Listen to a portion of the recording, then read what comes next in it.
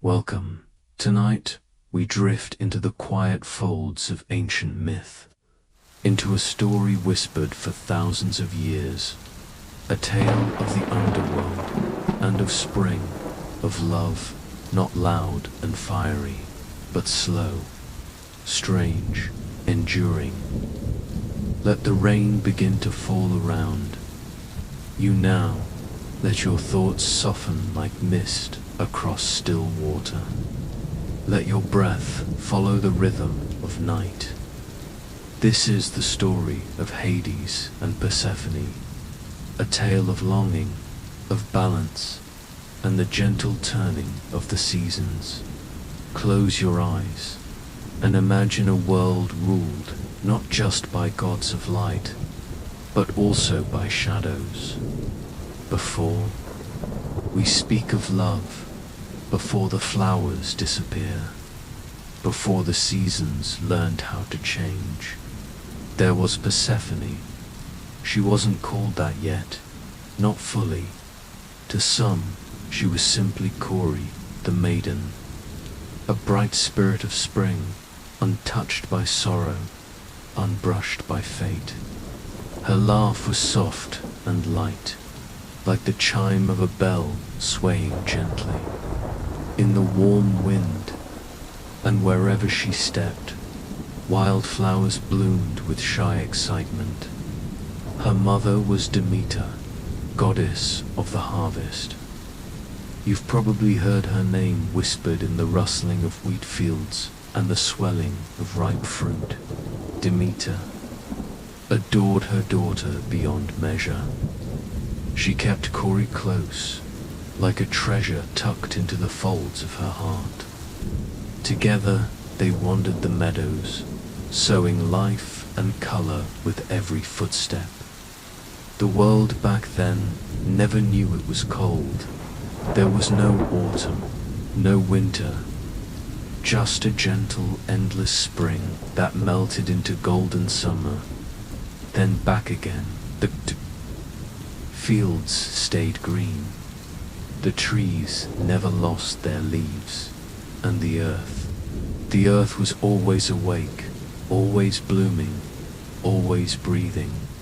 But as with every story that tastes too sweet at first, there was something waiting beneath it all, and his name, was Hades.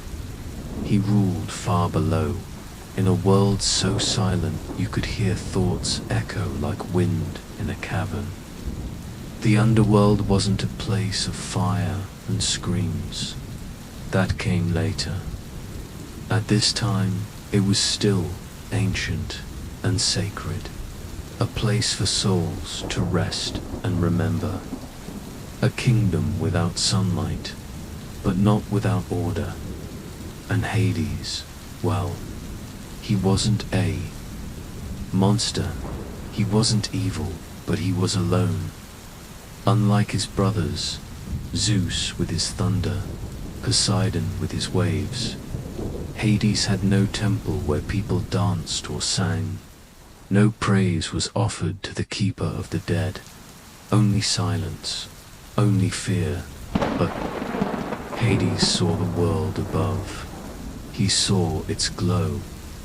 And he saw Kori weaving flowers into her hair, dancing in sunlit fields, a crown of spring upon her head, and his heart, heavy and hidden, stirred for the first time in ages. Now, the gods, even the quiet ones, don't fall in love like mortals do. Not with shy glances or long letters or fluttering nerves. When gods feel, it comes like a wave through the bones of the world. Hades did not think in terms of dating or courting. He simply felt that Kori belonged by his side. But the world of gods is a delicate thing. He couldn't just go to the surface and ask. That would be too simple. No, for something so sacred, Hades would need the blessing of his brother Zeus.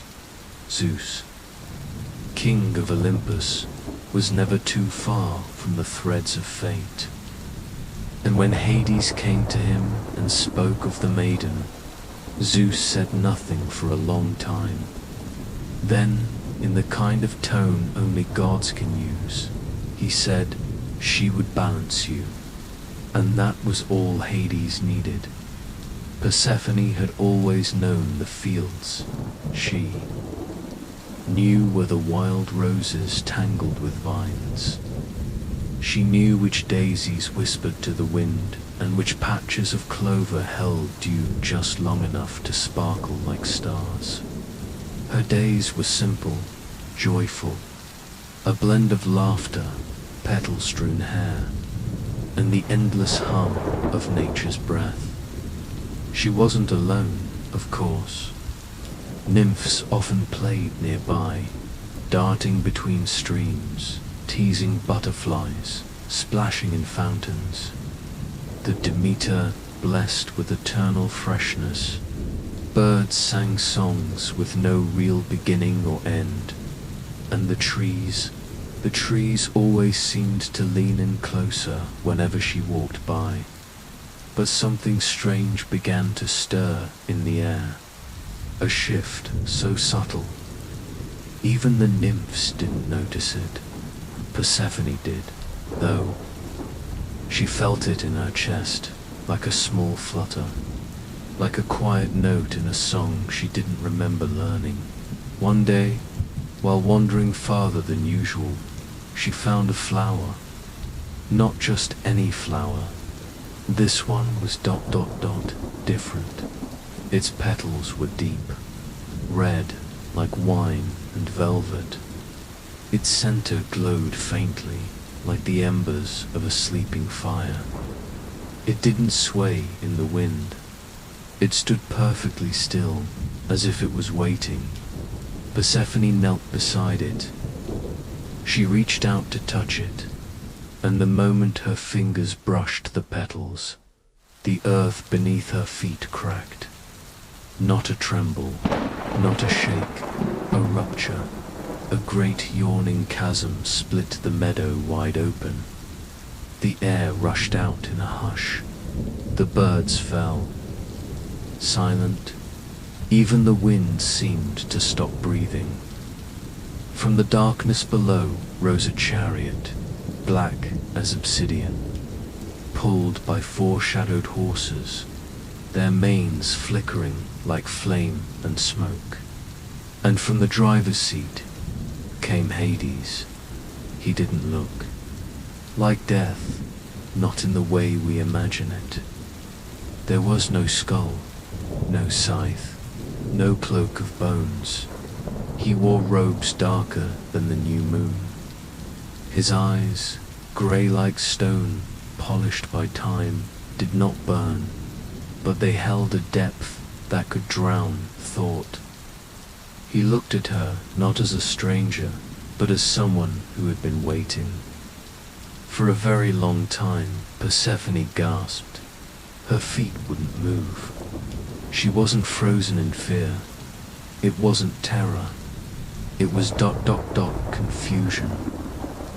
Wonder, the sudden feeling that she was standing on the edge of something massive, a story already in motion. Asterisk, asterisk, Hades stepped down from the chariot. He didn't shout, he didn't rush, he spoke softly. Corey, she blinked. You know me. I've watched the earth bloom beneath your steps. I've seen the colors you carry in your hands. The world above sings when you smile, and the world below ... Listen. Her heart beat loudly in her ears, and then, with a gentleness that would surprise anyone who ever feared the underworld, Hades offered his hand. Persephone didn't know why she took it, but she did, and in that moment, the earth closed above them. The meadow healed, the flower vanished, and silence returned. Demeter did not. When Persephone didn't return that evening, Demeter searched. When the next day came and there was still no sign, she screamed, a sound that rolled across mountains, shook leaves from trees, and cracked riverbeds dry. Demeter, goddess of grain and harvest, became grief itself. She wandered the earth barefoot, her hair unbound, her tears falling onto the soil like frost. The plants withered, the fruit shriveled, the trees stopped singing. Nothing would grow. The earth turned cold. She called to the sky, to the rivers, to the nymphs, "Where is my daughter?" But no one answered because no one had seen the chariot. No one had heard the earth split. Only Hecate, the torchbearer, had felt something. A ripple, a shift. She came to Demeter quietly. "I saw no face," she said, "but I heard the sound, deep and old. A sound that doesn't belong to the surface." Demeter's eyes narrowed. She knew then the world below had taken her daughter, and she would not forgive it. The underworld, to most it, was a name whispered with dread, a place of shadows and forgotten things. But to Persephone, it was something else entirely. She didn't fall into the gloom. She arrived when the chariot came to a halt. She expected cold, darkness, silence. And there was silence, but not empty. It was a silence filled with history, with time, with rest. The first thing she noticed was the scent, not decay, as one might expect, but a gentle perfume, like dried herbs, old paper, and rain-soaked earth. The kind of smell that reminds you of something you once loved but can't quite name. She stepped from the chariot and found herself in a grand corridor, carved into the stone of the world. There were torches, not of fire, but of faint blue flame that danced without smoke. The walls shimmered slightly, etched with ancient stories in languages no longer spoken. Hades walked beside her, quiet. He didn't explain everything all at once. He didn't try to impress or frighten her. He only said, "This is your home now, if you want it." The word echoed strangely. Home, could it be? She followed him through hallways and caverns, through halls filled with silent souls, not moaning, not restless, just still, at peace. Some looked up and smiled as she passed. A few even bowed. She didn't understand why. Not yet. Eventually. They reached a room unlike the others. It was a garden, underground, 8. Miracle in stone, it bloomed with flowers that glowed faintly. Silver lilies, red vines, blossoms that only opened when you looked at them. There were trees with translucent leaves that caught light from nowhere. The air was cool, yes, but not dead. It was alive in a way that above-ground air couldn't be. Thick with magic. Memory, Dot, and Persephone felt drawn to it. Her fingers brushed a petal. It glowed warmer, responding. "What is this place?" she whispered. Hades stood behind her. "I made it. For you."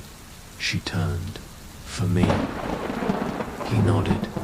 "Before I even knew your name." I didn't know what it was, only that it had to grow, that something bright could live here, that it should. Persephone felt the truth of it. The garden pulsed gently beneath her feet, like a heartbeat beneath stone.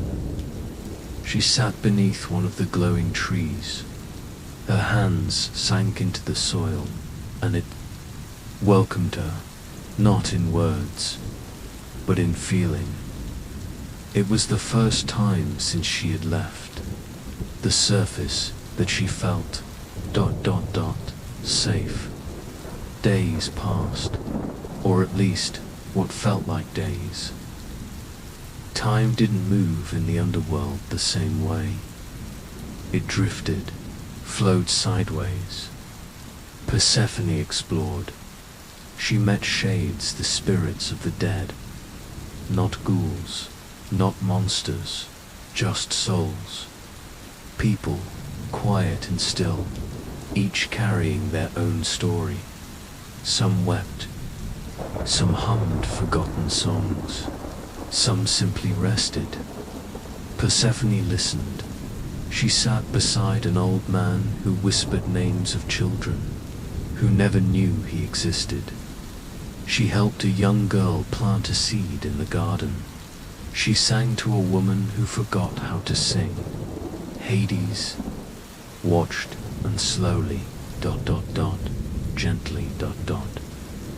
The underworld changed. Where once there was only order, now there was beauty. Where once there was stillness, now there was grace. And the shades began to smile more. Hades too changed. Or maybe he simply unfolded. He showed her the rivers, Styx, Lethe, Acheron, each with its own music. He showed her the halls of judgment, where souls found their resting place. He never hid anything. He asked for nothing, and Persephone began to smile again. Yet above the earth, Demeter's grief had hardened. Nothing grew. Animals thinned. The air turned dry and cracked. Humans pleaded at temples, begging the gods for answers. But Demeter was not listening. She wandered with torch in hand, her robes torn by thorns, her voice hoarse from calling. Zeus saw the world beginning to crumble, and he called a meeting. The gods gathered on Olympus, the marble halls now dim with neglect. Dionysus's vines had wilted. Apollo's light shone colder. Demeter will not let the earth breathe, Hermes said. She wants her daughter, Hera murmured. But the girl is in the underworld, Poseidon added, his sea-green eyes dark. Zeus sighed. Then it is time we speak with the one who rules there. And so they sent Hermes, swift, clever Hermes, to the realm below. He arrived like a whisper, appearing at the edge of the garden. Persephone saw him and smiled. Hermes, Cori, he greeted. Then, after a pause, Persephone, now. Yes, she nodded. He looked round the blooming trees, the laughing streams that had no sky. It's beautiful, he said, genuinely. She tilted her head. Why are you here? Your mother weeps. The world is dying. She believes you were stolen. Persephone's face fell. I wasn't. I believe you. But she does not. She grieves. ... Fiercely, Persephone closed her eyes. The weight of choice pressed against her. She loved her mother, but the underworld had become part of her. Not a prison, a truth. Hermes continued. Zeus has agreed to let you choose. But, and here, he looked hesitant. Did you eat anything here? Persephone froze. Yes. One day in the garden, she tasted a fruit. It It had called to her, sweet crimson, glistening, a pomegranate. 6 seeds, just 6. She nodded slowly. Hermes sighed. Then the old law binds you. You cannot remain entirely above now. Persephone looked at Hades. He had approached quietly, standing just behind her. I didn't know, she whispered. He looked at her, not with anger or triumph, but with sorrow. I never wanted to trap you, he said softly, only to offer you a place. You are free, Persephone, always. Hermes said, Zeus offers a compromise. 6 months above, 6 below. Half the year with your mother, half with him. Persephone looked down at the soil beneath her, at the seeds she had sown, and she nodded above the earth. As she rose back through the soil, Demeter felt her daughter's presence like dawn after endless night. She ran, weeping, to the place where the earth cracked, and from it Persephone emerged. Demeter caught her, held her, pressed her face into her hair. My flower, she whispered, your home, and the world breathed again. Grass returned. Buds opened. Rivers flowed. But Persephone, she didn't stay silent. She explained. About the garden, about the souls, about Hades. Demeter listened, her heart torn in two. When she heard of the pomegranate, her face fell. I cannot stop the law, she said. I don't want it stopped, Persephone replied. I want both. Demeter didn't understand, not fully, but she let her go when the time came, and so began the seasons.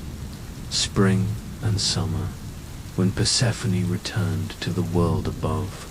Fall and winter, when she walked the halls of the Underworld not as a prisoner, but as its queen. Persephone was no longer just a daughter of spring, no longer only Cori, the maiden who once danced in meadows and laughed in the shade of olive trees. She had crossed a threshold, and something inside her had changed, not in a way that took anything away, but in a way that added, layer upon layer, petal after petal.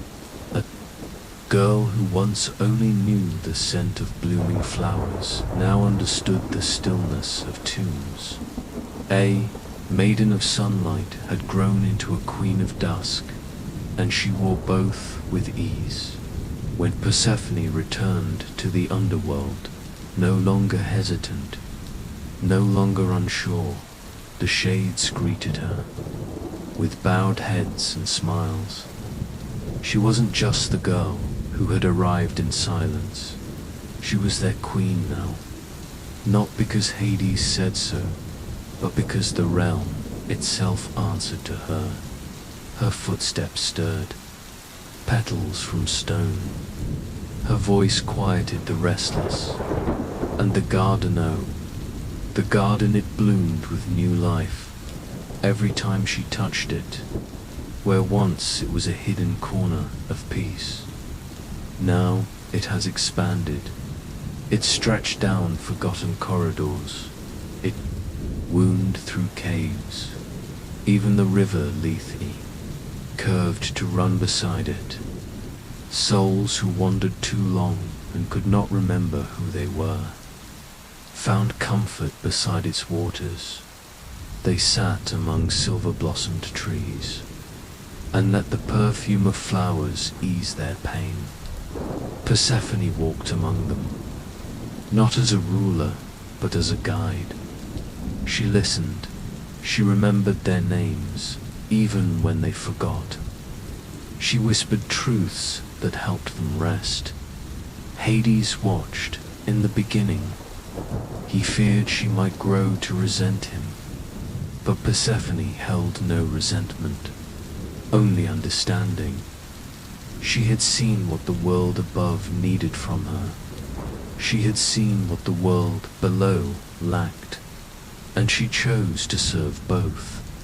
He offered her a throne beside his. She refused. "I don't need a throne," she said, standing barefoot in her garden. "I have roots."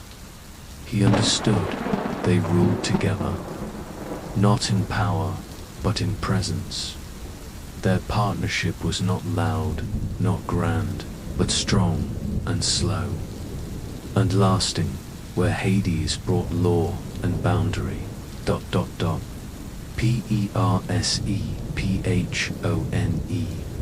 brought renewal.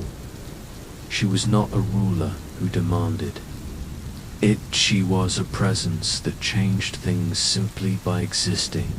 And so, the underworld softened, not weakened. No. There were still rules, still judgment, still the dark places where monsters whispered and ancient things slept. But where there had once only been endings.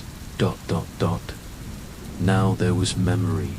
Beauty, and in some hidden way hope above the earth. Her absences were felt. Demeter wept every time her daughter descended again, but she learned to accept the rhythm. Humans began to understand it. Too, they noticed how the flowers bloomed fuller when Persephone returned, how fruits ripened faster, laughter came easier, and how, when she left, the trees dropped their leaves in quiet respect. They built temples not only to Demeter now, but to Persephone's statues showed her not just in a meadow dress, but with a crown of obsidian flowers, a pomegranate in hand, and eyes that knew both birth and death. Priests spoke of her as a bridge between worlds, a goddess who walked to realms and loved them both. Children placed offerings of seeds at her altar. The old woman whispered her name when the time came to pass peacefully into the next world, and some, on moonless nights, swore they saw her face in the garden, not of springtime, but in the graveyards where the lilies bloomed without sunlight. But there were gods who did not understand this change. To them, the underworld was still a place of shadows. Persephone's role made them uneasy. They saw her as caught between two worlds, not as someone who belonged to both. Hera was the first to speak. "You were meant to be a daughter," she said once, "at a gathering, not a queen of the dead." Persephone only smiled. "I was never meant to be anything, Hera. I became one." Aphrodite, radiant and full of longing, visited her garden once. "It's beautiful," she said, touching a ghost bloom. "But how do you stand all this stillness?" Persephone smiled again. "It isn't still," she said. "It listens. It remembers." And Aphrodite, for all her brightness, nodded in respect. Even Apollo, golden, blinding Apollo, once tried to tease her with light, but his laughter faded when he saw the way her garden shimmered under starlight, how the moon seemed to rise even in the depths of the earth. He said nothing more. Persephone's duality began to reshape how mortals saw death. They no longer feared it blindly. They saw it as a passage, a return, like Persephone herself, who returned to the surface each spring, so too they began to believe that something always comes back, not all at once, not always as before, but life finds ways in this belief. Persephone had done something no other god had managed. She had softened fear, and in doing so, she became beloved by the dead, by the living, by the very world that once tried to split her in two. She was queen of both worlds, and her crown was not made of gold, but of petals that bloomed in shadow, of roots that stretched between light and dark, of love that refused to be either or. And with every passing season, she only grew stronger, being the queen of two worlds was not just poetic, it was complicated.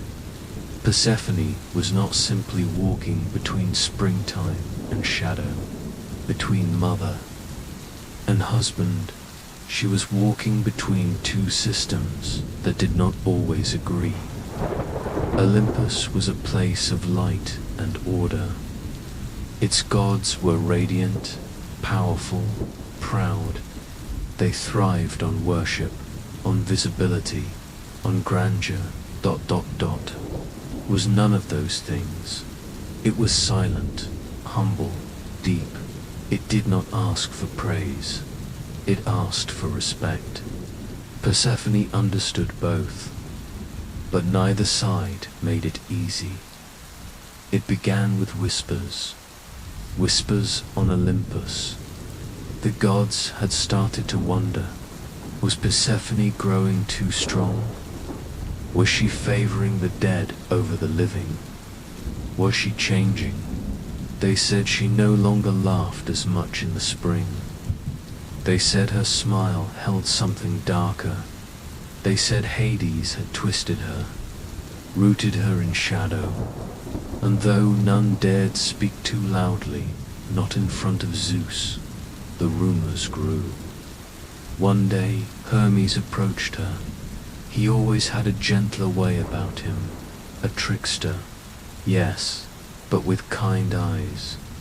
He met her at the crossroads, between seasons. Some are saying things, he said softly, about the choices you make below. Persephone raised an eyebrow. Choices, they say.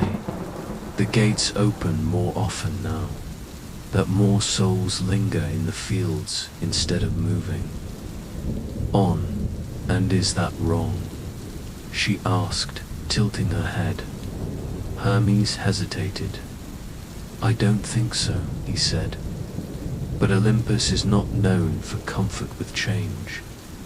Persephone looked up at the sky above, bright, endless, clean. I am not changing, she said. I am growing. Down below there were whispers too, but different ones.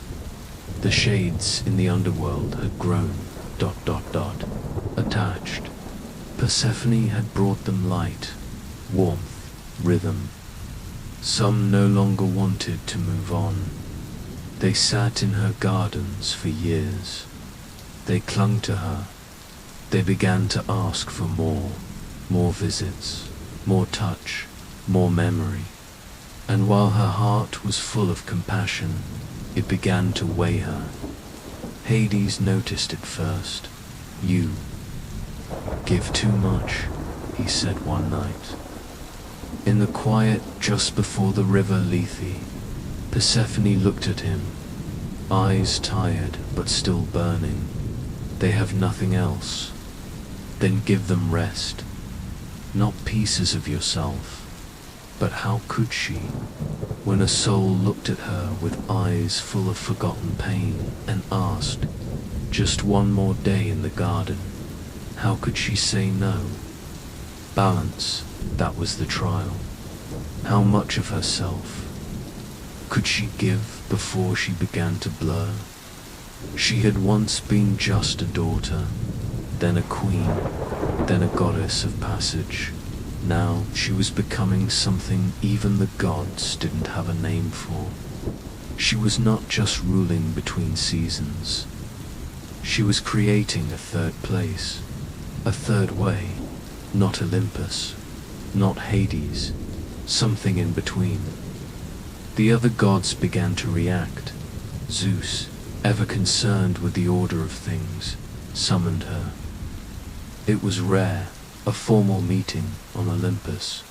She arrived not in a chariot of gold, but on foot, draped in fabric as soft as dusk and smelling of earth. Zeus sat on his thunder throne. Behind him, the gods watched Athena, Hera, Apollo, Ares. "We have concerns," Zeus began, voice like distant thunder. "No," Persephone replied calmly. "You blur lines," he said. "The seasons, the cycle of life and death, the rules of Olympus." Persephone's voice was even. "I follow the cycle. You bend it, I grow it." A silence fell. Hera shifted uncomfortably. Athena, curious, said, "You tread dangerous ground. Even gods are bound by law." Persephone nodded. "And yet the law changes, like rivers, like roots." Zeus studied her, and for a long moment he said nothing. Then, simply, he said, "Be careful." And she left, not dismissed, not punished, but I watched. From then on, she knew she would be watched. The tension did not break her. It made her stronger. She returned to the underworld, not shaken, but clearer. She began to set boundaries. She helped souls, but did not anchor them. She taught the shades to remember joy, but also to let go. She added to her garden, not new flowers this time, but wind chimes, small stones engraved with names. A silent place for goodbye. Even the river Lethe changed under her influence. Its waters became gentler, less forgetful, more forgiving. Some souls still drank deeply and passed on. Others sipped, remembered who they were, and left smiling. Hades, who had watched all this, said one night, "You are not just queen of life and death." Persephone turned toward him. "Then what am I?" He smiled softly, something ancient in his eyes. "You're the queen of becoming, above." The earth, spring returned as always, but now the blossoms hold a deeper fragrance. The rains were softer. People who had lost loved ones felt something different, not just pain, but a kind of peace, a warmth, as if someone was still walking with them, just out of sight. Persephone had faced her trials, and she had not broken. She had built a path that had never existed before, and now others would follow. Not gods, not always heroes, but anyone who had ever walked between joy and sorrow, between change and stillness, between past and future. And they would find her, there waiting, with roots deep in the dark, ... and petals reaching toward the sun, even in a world where gods walked the skies and ruled the seas. It was mortals who kept there, stories alive, not because they had to, but because they felt them, they lived them, even when Olympus quieted, even when the underworld dimmed, even when the gods stepped back. People remembered in a small mountain village, the kind where clouds linger low and goats wander freely. There lived an old woman named Thalea. Her hair was white as sea foam, her voice like a stream trickling over stones. Every spring, she gathered the village children and walked them into the wildflower fields. There, she told them the story of the goddess who vanished in the fall and bloomed again with the first bud of spring. She didn't say Persephone, she just said but the children knew. They always knew. They brought offerings, simple ones, crushed petals, a strand of hair, a pebble that sparkled oddly. They placed them in the hollow of a certain tree. No one taught them to do it. They just did in the city. Far from trees and soil, things were different, but the memory lingered. A young woman named Alina worked night, shifts in a hospital. She kept a tiny potted plant by her desk, a single narcissus bulb, every morning before she left. She whispered something to it. Not a prayer, not exactly, just ... words. Some days it bloomed, some days it didn't, but she never forgot to speak. She didn't know why, just that it felt right, that the flower ... understood. Elsewhere, a boy walked a forest path he didn't remember choosing. He was 13, alone. His parents had split. School felt like noise. He needed space, so he walked deep into the green dot until the trees swallowed the road, and he stood still then. A breeze, warm, smelling of damp moss and rain. He sat, and in the hush, he cried, not loudly, just enough. And when he stood to leave, he saw them, a ring of white flowers at his feet. He picked one, pressed it into his notebook. Later, he didn't know its name, he just labeled it safe. Mortals remembered, not always in names or rituals, but in feelings, in rhythms, in that ache when the leaves fall, that breath when the first bloom appears. They remembered Persephone in the pause between sorrow and joy. They remembered Hades in the silence before a decision. They remembered Demeter in every meal shared. Slowly, they remembered not because they believed ... but because they had been there. Some families told stories at night, not fairy tales, but myth fragments. The kind where a girl vanishes, and the world grows cold, and when she returns, the earth sings. They didn't call it religion, they called it tradition, just something we do. Grandma did it, her grandma too. Even modern shrines emerged, pop-up altars on sidewalks, filled with photos, candles, and flowers. People called them memorials. But if you looked closely, ... the flowers matched the seasons. The candles flickered without wind, and sometimes passers-by felt something, a pull to stop, to whisper a name, to leave a token ... to remember in a university classroom.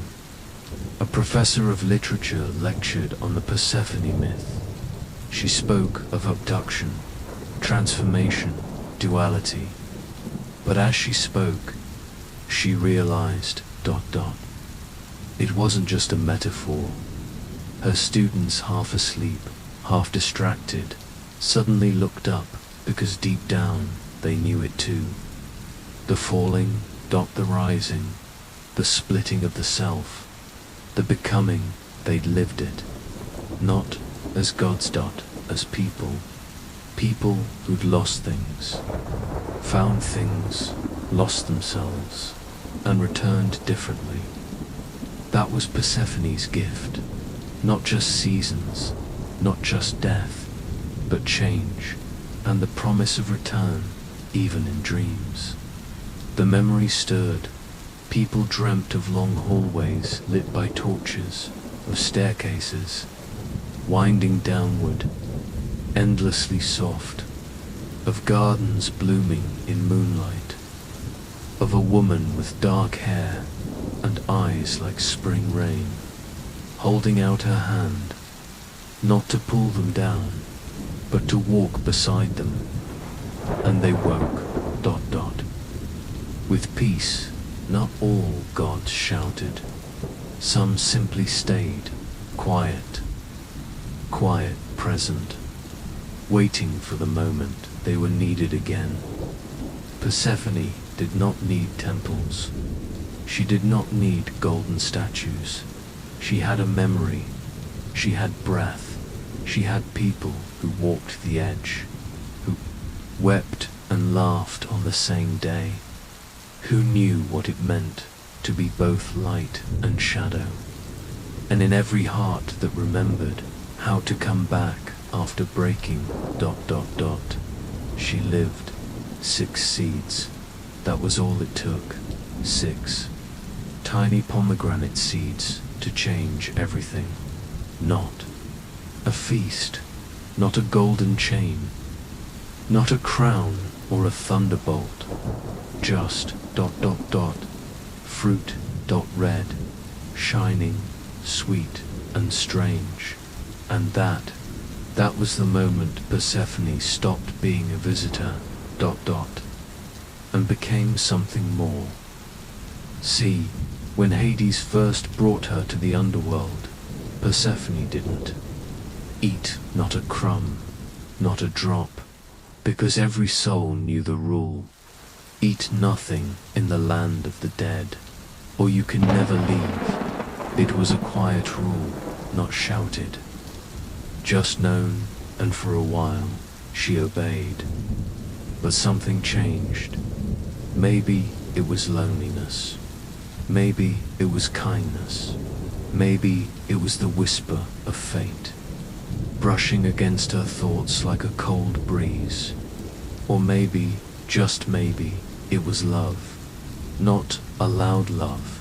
Not the kind you read in poems or see in movies, but a quiet understanding. A soft presence that said, I see you. So she ate 6 seeds. That was all, and because of that, Persephone was bound. Not forever, just ...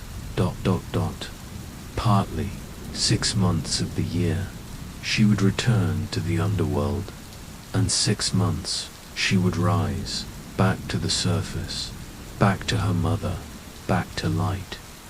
And warmth and blossom, a cycle was born. Winter and summer, absence and presence, grief and joy. But it was more than seasons, it was a message. Because Persephone wasn't just a goddess of flowers, or the queen of the dead. She was choice, she was transition, she was becoming. She was the space between what was and what could be. The pomegranate became a symbol. You still see it, painted on old pottery, woven into stories, tattooed onto skin, tucked into poems like a secret, because it represents that moment, the turning point, when something ends and something else begins. People who had been broken, truly broken, understood. Persephone, she wasn't sunshine and simplicity. She was the light after the dark, the breath after the sob, the step after the fall. Not perfect, but whole in a new way. the seeds, were the price, and the gift. Persephone was never the same after eating them, but she was more grounded, more powerful, more herself. And isn't that how life works? We lose things, we fall, we make choices we can't undo, and yet we rise. We carry both the wound and the wisdom, like her. In modern times, the seeds still show up, not just in fruit bowls, but in rituals of release. People write what they've lost on slips of paper. They bury them, they plant seeds over them, and in the spring, something grows. Not what was lost, but something new, different, alive.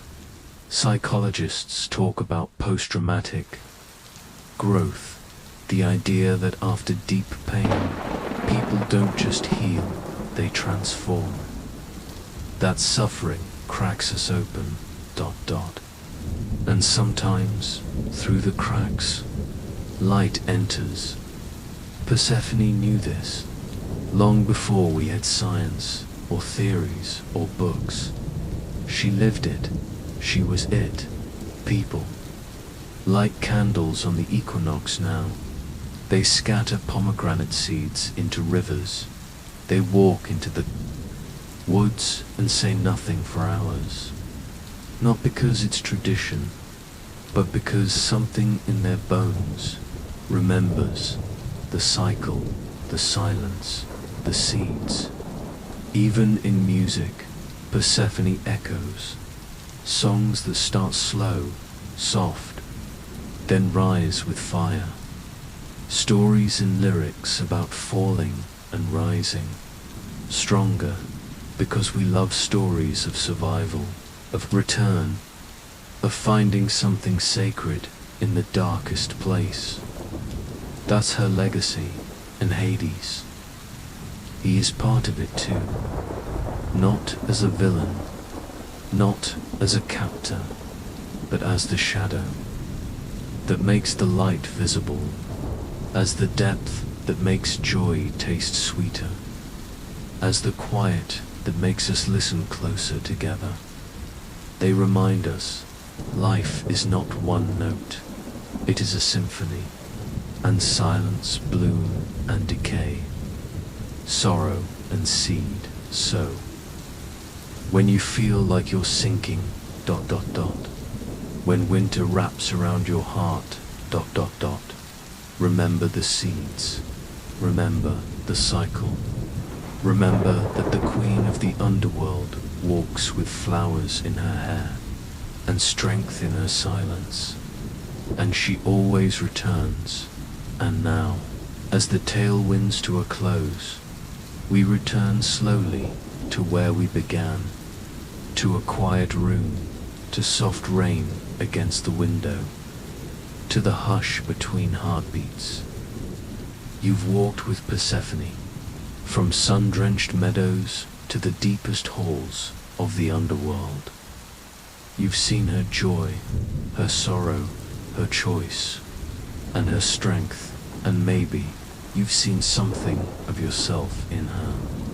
In the way she moved between light and dark, in the way she grew, even in strange soil, in the way she fell and rose again. She was never just a goddess, never just a girl.